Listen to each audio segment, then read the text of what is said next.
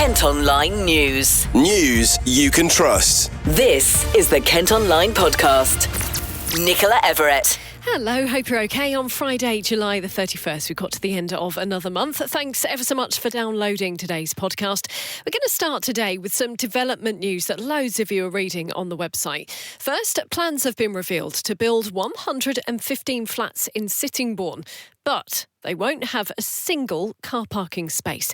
Well, Lucy joins me now with more on this. Lucy, tell us a bit more about the application then. Well, developer Seven Oaks Limited wants to build the properties on land off Fountain Street, which is close to the town's railway station. Brief details were submitted to the council in March, and they've now had a full planning application through. The company say due to the location of the site, they'll be providing parking spaces exclusively for bikes, not cars. The land itself is classed as brownfield and is currently derelict. Back in 2017, planning permission was given for a 65-home apartment block there as part of the Spirit of Sittingbourne project, but that never happened and the permission since expired. At Kent Online, you can see what the new development would look like if approved. It would have 3 gated entrances, and we're told the flats would be made of 25 studios, 57 one-beds and 33 two-beds. It's not known yet when a decision will be made. And Lucy, if we can move to Ebbsfleet now, a development there has been rejected. Can you tell us about it? Yes, so this was a huge project for 3,500 homes and a new 8,000-seater football stadium. It was known as Northleet Harbourside, and outline proposals were approved by Gravesham Council in 2024. However, the scheme was called in last year by the Planning Inspectorate. It's now been turned down over health risks, the loss of hundreds of jobs, uncertainty over land ownership and doubts about the project's financial viability. Ebbsfleet United have posted a statement on socials saying they're surprised and disappointed by the decision. They've added that they're taking time to fully digest the report. And finally, we're going to hop over to Maidstone. We've previously mentioned about office blocks being converted into flats, but what's happening now? Yes, so after COVID and changes to how we all work, a lot of office buildings were no longer full and became surplus to requirements. That led to many being converted into living accommodation. But there have been issues with some, including Miller Heights in Maidstone, which suffered a flood in the basement earlier this year and has led to residents being forced to move out and a prohibition notice being issued. Essentially, the council don't want that to happen again, so are looking to close a planning loophole. At the moment, landlords can convert office blocks into residential properties without planning permission. Last week, the Borough Council voted to press ahead with an Article 4 order, which would change that for all buildings over 1,500 square metres of floor space in the town centre. Small office conversions to 1 or 2 flats would not be affected. Consultations were also brought in to look at the situation in Maidstone, and they found that 96.7% of the housing stock in the town centre was flats, often bringing poor living standards. Lucy, thank you ever so much. You can let us know what you think on any of those stories by heading to them and leaving a comment on the website. Kent Online News. Other top stories today, and more people crossed the channel in small boats to Kent on Wednesday than on any other day so far this year. The Home Office confirmed yesterday 752 asylum seekers made the journey in 9 vessels. Investigations are also underway after 4 people died. 3 were found in a boat off the coast of France yesterday. The other drowned in a separate incident. A police investigation's underway following the death of a hedgehog in Ashford. Footage has emerged appearing to show the animal being kicked in Lacton Way last Saturday. It was taken to a rescue centre but couldn't be saved. A care home in Canterbury is going to be closed down following a damning inspection. A report's revealed residents at the Chase were regularly being woken up at 5 a.m. by staff, and some were left for several hours without being offered food or drink. The Care Quality Commission initially raised concerns last year and say things haven't improved. Residents who live there will now be moved. Now, next on today's episode, business leaders in Kent are calling for local government reorganisation to be delivered without delay to limit the impact on the economy. Our current 14 councils are going to be scrapped and replaced with 4 bigger unitary authorities. The deadline is 2028, but it's feared the process could be held up as some are unhappy with the boundary choices. Well, Lucy's been chatting to Tudor Price, who's the chief exec of the Kent Invicta Chamber of Commerce. We've recently heard from government now that they've made their decision as to how the local government reorganisation is going to take place. We're moving from essentially 13 local authorities and district councils down to 4 unitary authorities. Now, we understand that this is going to be a really unsettling and difficult time for those that are working in local government administration. But what we need to see now, and we're calling for not just us, but all our other sort of fellow employment representative bodies like the IOD and the FSB, we're calling for a really quick, smooth and minimal disruption to this transition time. It's going to be really difficult. What we're looking for is all of the leaders and chief execs of the councils here in Kent and Medway to recognise the need to try and get through this transformational phase as quickly as possible. And we really hoping that they will play nicely together so that we can get on with the business of growing this economy and making everyone's lives a lot better. Yeah, because of course 2 years isn't very long, is it, to kind of get this transition in place? Yeah, absolutely. And it's going to be a tremendous amount of work and there's lots of questions to be answered. But I mean, so far, we've been really impressed with the way in which council leaders have sort of worked together to try and put forward their proposals. We know not everyone's happy with the proposal that the government has chosen. We're not here to debate the rights and wrongs of that. This is a local democracy issue. What we do recognise is that whilst this period of change is underway, businesses will pause. They will wait before they make any investment decisions.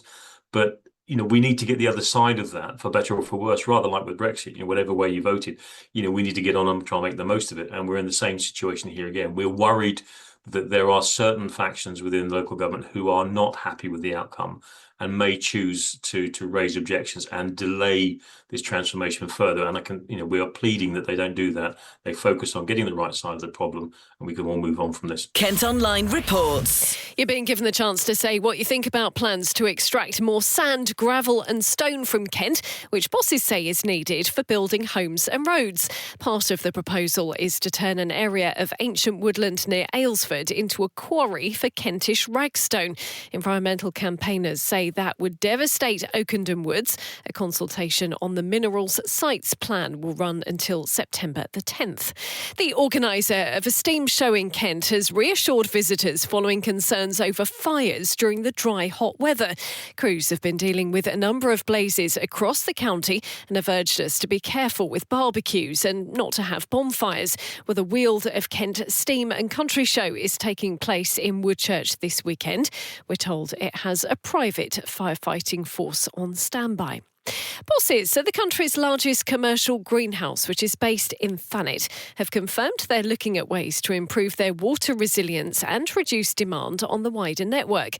Thanet Earth usually collects around 50 million gallons of rainfall, which makes them 85% self-sufficient. Well, following supply issues during the hot weather this summer, managers say they're investigating on-site supply solutions so they don't use any water that's needed for homes. Now, next, ahead of the new football season starting, a grassroots club in Kent has praised the work of its volunteers to keep it running. It's thought around 1 in 5 children in Faversham has a connection to Faversham Strike Force, where they've recently been highly commended in the Club of the Year category at the Kent FA Awards and are looking to expand. It's also, as new research shows, 4 in 10 club officials in the UK have considered stepping back due to the huge amount of paperwork. Well, I've been chatting to Lee Souter, who's development manager at Faversham Strike Force. We face the same pressures that we've always faced around making sure we're sustainable financially and have enough players and volunteers. And volunteers are the heartbeat of everything we do.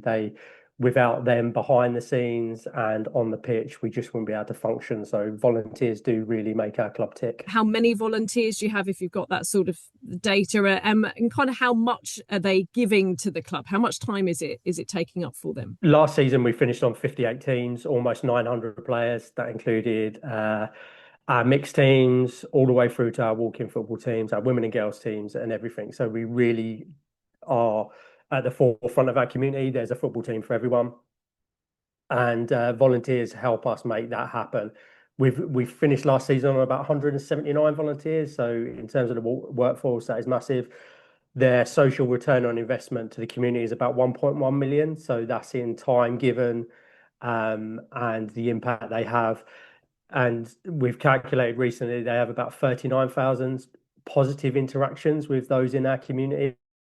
So they really are the heartbeat of our football club and the heartbeat of our community. That's incredible. When you lay it out in financial terms, how much that would cost if they weren't giving their time for free. I mean, that's amazing, isn't it? And they're giving not just a couple of minutes here and there. I mean, this is hours, isn't it, that they're contributing to the club? Yeah, absolutely. We calculate that it could be up to about 6 hours a week. But it's really important that people understand that when they volunteer with a football club, they're not on their own. We put support in place. We put training, mentorship, support. We try to make it that if you're part of our volunteer workforce, we are a family that look after each other and try to support each other. And what sort of roles could they be doing, Lee? Because it's not just coaching, isn't it? There's an awful lot of roles within the club to keep it going. Yeah, absolutely. So everyone sees a manager and coach on the sideline. They're the face of the football club because we see them at training and match days. But without the army of volunteers behind that, we just wouldn't be able to function and be as positive and proactive as we are. So we are a registered charity. So we have a trustees, then we have a committee, we have a welfare team, we have people who look after fixtures, people who look after registrations, membership. There's just a real army behind us that are not always seen, but are recognised. We mentioned at the very start that the pressures on the football club. I mean, how sustainable? Your club is huge. I've heard a lot about Faversham Strikeforce. How sustainable is it going forward? If you had more people wanting to join, what sort of pressures are you under at the moment? I think the biggest pressure at the moment is access to pitches and facilities. That's the one we really struggle with. I think we've already demonstrated we can recruit, we can retain volunteers. I think pitches and facilities. Not only having new pitches and facilities, but ensure that we can pay for them while making sure that football is affordable. We're in a cost of living crisis. So if you look at what our monthly subscription is, it's £20 a month, and that could be 4 training sessions and 4 matches. And I don't think there's anything you can do 8 times a month for an hour and a half each time anywhere. You can't go to cinema 8 times for £20 a month or go swimming or anything like that. So we've got that balance of making sure we're financially sustainable and affordable. But I would say the biggest challenge that comes with that is access to pitches and facilities. I guess if anyone does want to get involved, are you still keen to hear from them? Yeah, we're always keen to hear from good people. I suppose the conversation, and I don't want to set the agenda, the conversation was set up by Go Cardless. So I think just the spin on that, if there's anything that we can do in the football club to make it easier by using AI tools that make sure that volunteers not only maximize their own time, but their time with us, and it makes it easier and not frustrating, we do that. And we take around 90% of our income subscriptions that we take, the £20 that I mentioned, is taken through Go Cardless. And without someone like Go Cardless making that automated, making it regular, making it seamless, making it easy to report, we'd probably end up with having to recruit a number of volunteers in our financial department of the club, but also we'd end up losing because they'd just be burnt out and wouldn't be able to keep up with the reconciliation, chasing payments, collecting payments, and making sure that we are sustainable. Kent Online reports. Parents have won a campaign to get a bus service for pupils at a new school in Ashford. A walking route had previously been set up for Chilmington Green Secondary, but many said it wasn't safe enough. Stagecoach will run a twice daily service from Singleton from the end of August. The new Next at Bluewater has officially opened. The store has moved into the vacant House of Fraser, which closed at the end of 2024. It's the chain's biggest shop in the UK and includes an in-store Costa coffee.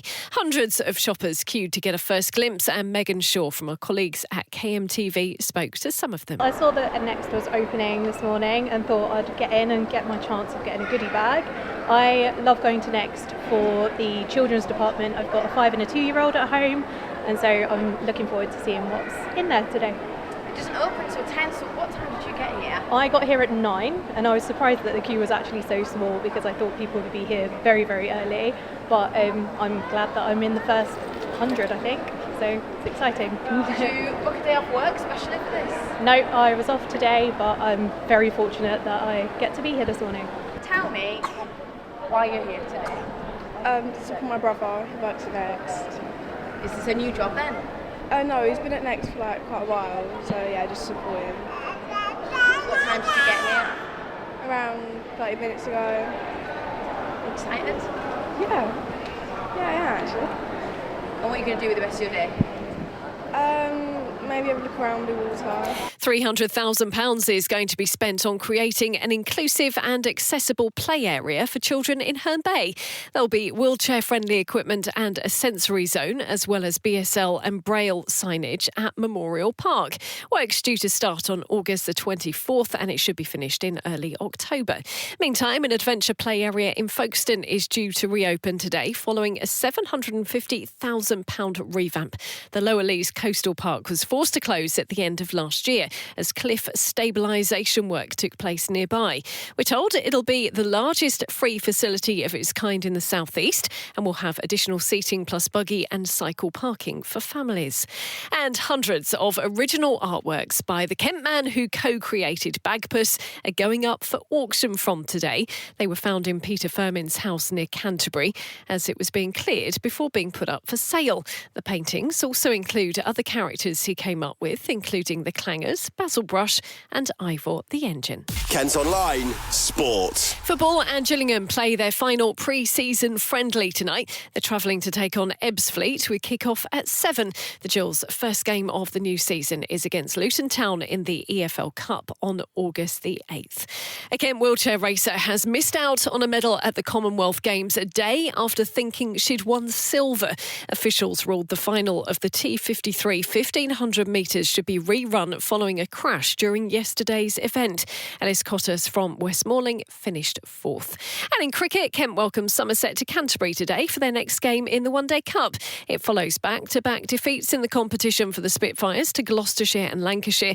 It'll also be Joe Denley's final game for Kent before he retires. Well, that's all from us for today. Thanks ever so much for listening. Don't forget you can follow us on socials, plus you can get details on the top stories direct to your email each morning via the briefing. To sign up to that, just head to kentonline.co.uk, and whilst you're on the site, you can also subscribe to Kent Online Premium. That gives you access to content with fewer ads and exclusive stories. If you are on the website today, don't forget to check out the latest review from our secret drinker, and you can also hear the very latest episode of the Kent Politics podcast. Hope you have a fantastic weekend. We'll be back with the podcast on Monday. News you can trust. This is the Kent Online Podcast.